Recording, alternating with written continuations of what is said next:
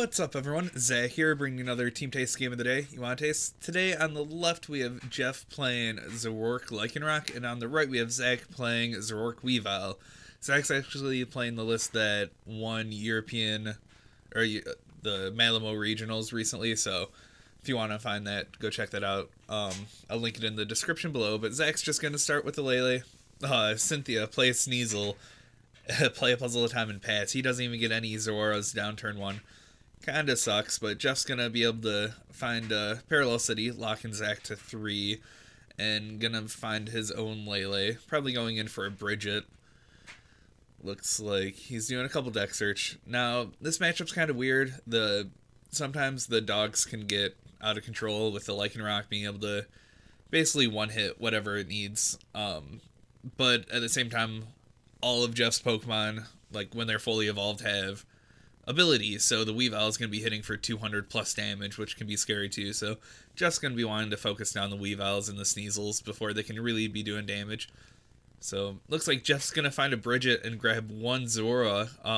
His prizes could be interesting, so he's going to play Rockruff down, so it looks like he probably has 2 Zora's prize, but Zach's going to play a Zora down and pass it right on over to Jeff. Doesn't look like he has much going on.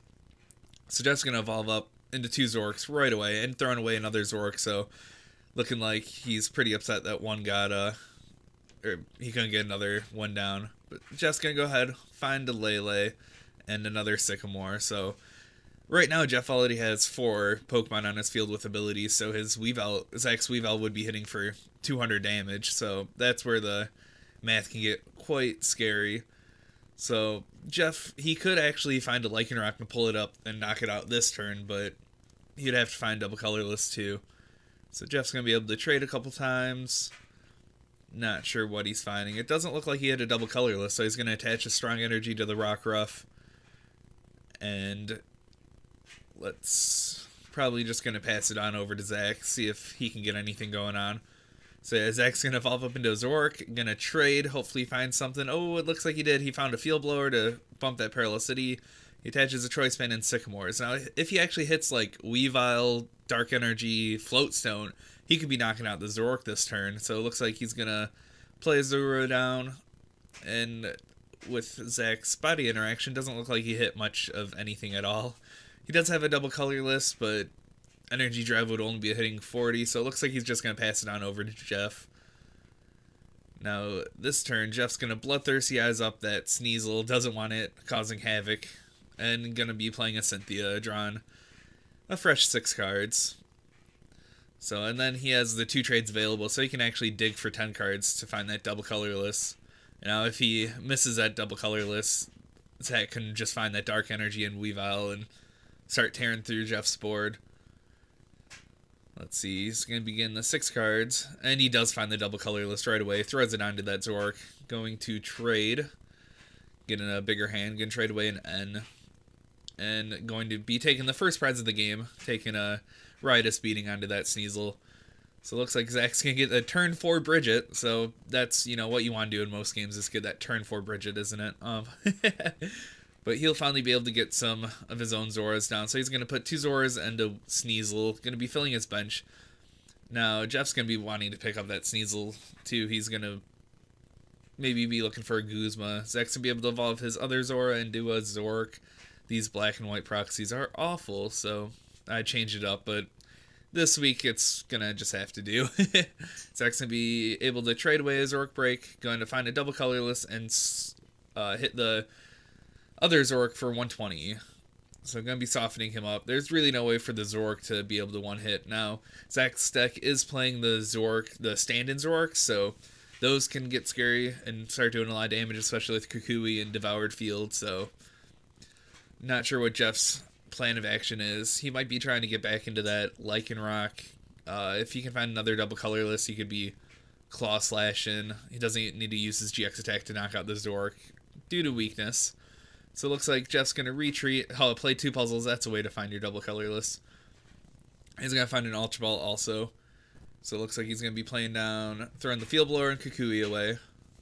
Now, one of the biggest strengths about the Lycanroc deck is you can basically Lysander and Kukui in the same turn.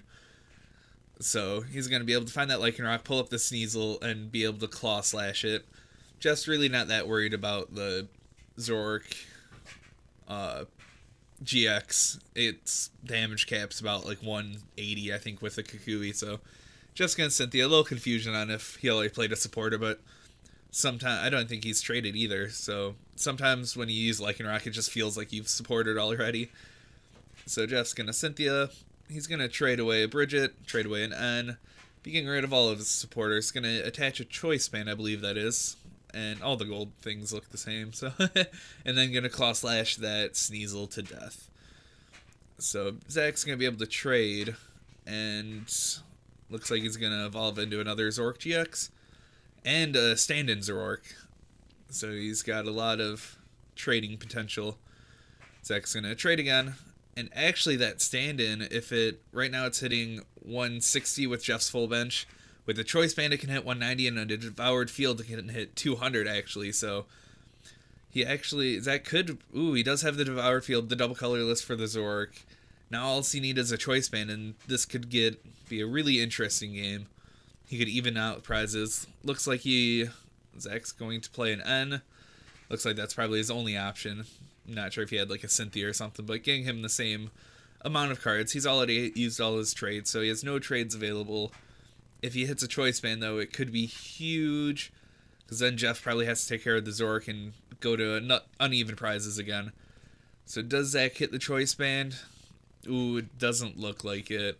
Looks like he drew into some, like a Coco, a couple energies. And not sure his plan of action. He could still hit this Lycanroc for 170.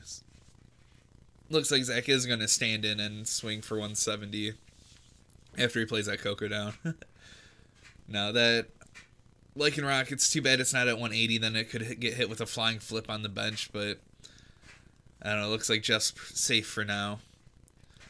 Jeff might be trying to find, he could close this game out pretty quickly if he takes another 2 GX knockouts.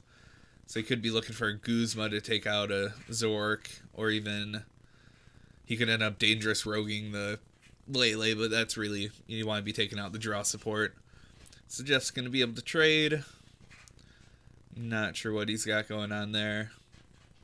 He has one more trade available to him still. And it looks like he does have a strong energy, but looks like he's going to trade away a Field Blower. He doesn't mind that Devoured Field. It doesn't really change math much on either side at this point, especially if he takes away the Zoroark, the stand-in. Looks like Jeff does have a Field Blower, or a Float Stone. And looks like he's debating on attaching the Strong. If he gets a Strong to that Lycanroc, he could be setting up just one energy attachment away from game, essentially. But and Jeff's making all the decisions. Maybe trying to figure out math. Now, if he leaves this Lycanroc inactive, it's probably going to get a knockout regardless. So, looks like Jeff's going to attach a strong energy to the Lycanroc and the Float Stone to Zoroark. And Jeff does have the Guzma, so he is going to take the Guzma knockout onto the Zoroark GX. So it looked like he was deciding if the stand-in Zoroark was too big of a threat, but now this leaves Jeff 2 prizes to game. So Zach's going to trade once. He still has another trade available to him.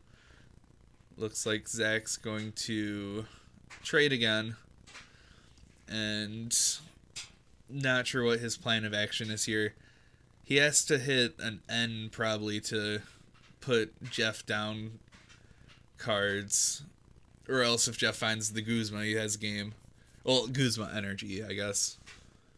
But looks like Zach's an Ultra Ball. Doesn't look like he's gonna find anything actually. He's already has his trades available, or used his trades. He's gonna attach a Dark Energy to the Zoroark, which could come in handy with Zoroark Break, but not sure if the energy attachment was wise. If let's see, Zach's an Evo Soda, and the 2 breaks are already in the discard, so he's not going to be able to evolve.